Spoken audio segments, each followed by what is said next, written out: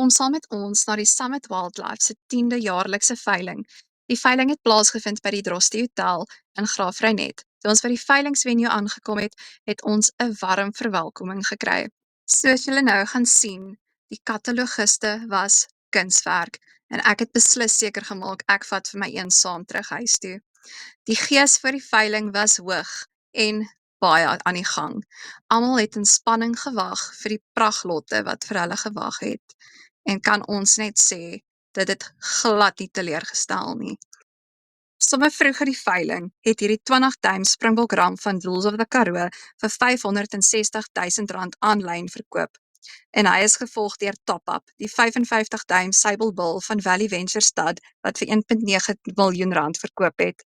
Dreyer van Sail se Round Bull, Axel, het vir R750,000 verkoop en met nog 'n 19 duim Springbok ram van Jules of the Karoo vir R650,000.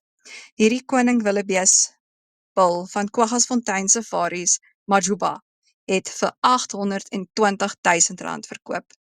Dit is goed om te sê, die veiling het op 'n goeie hoë noot geëindig, nadat die bokke ook teen Argentinië gewen het. En ons wil ook baie graag vir Summit Wildlife 'n hartlike dankie gee, dat Swift vir jou ook kon deel wees van die dag.